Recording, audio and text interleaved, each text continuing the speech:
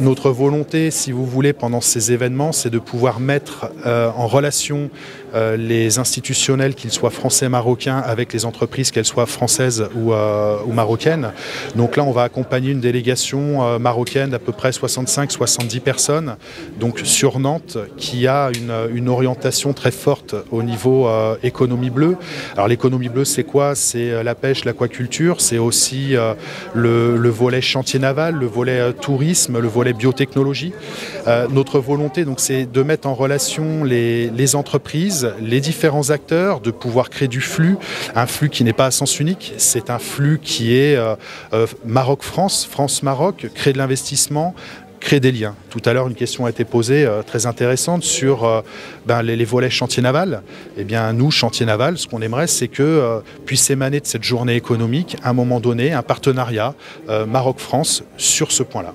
Voilà, donc on attend une délégation nombreuse, ça se déroulera à l'hôtel de région de Nantes et voilà, on continue nos tournées puisqu'il est important d'écouter les entreprises qui jusque-là ont été satisfaites des différents événements.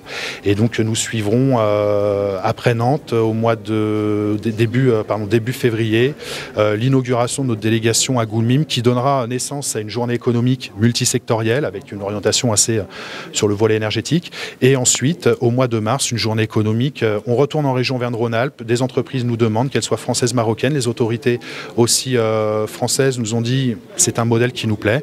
Donc ça sera une journée économique sur l'eau.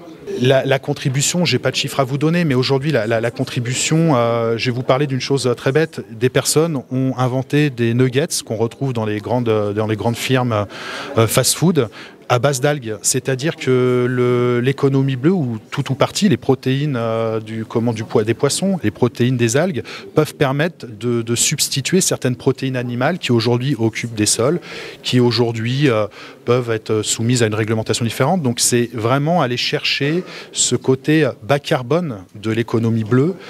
Des algues, on peut voir aussi des entreprises qui travaillent sur l'absorption de CO2 à travers des algues. Donc la contribution il y a un impact sur la sécurité alimentaire, donc substitut de protéines en particulier, mais aussi un impact positif sur le climat et sur les énergies. Alors nous avons choisi Nantes aujourd'hui, Nantes et Pays de la Loire, d'abord parce que nous sommes à l'écoute de nos adhérents et des CCI en France, mais également des CRI ici au Maroc. L'économie bleue est un sujet quand même qui est relativement important pour nos deux pays. D'abord d'une part parce que le discours royal nous a permis de comprendre également que la priorité sur la côte atlantique et toutes les côtes maritimes d'ailleurs au Maroc était extrêmement importante, notamment sur le volet humain, économique, et de faire en sorte de développer tout le volet industriel sur ces opérations-là. Donc nous, dans cette démarche évidemment d'accompagnement et d'inspiration, notre idée c'est de connecter les entreprises, de connecter les industries, et donc c'est la raison pour laquelle on part à Nantes. Nantes et Saint-Nazaire, parce que Nantes et Saint-Nazaire, comme c'est important. L'économie bleue est un vrai sujet de fond.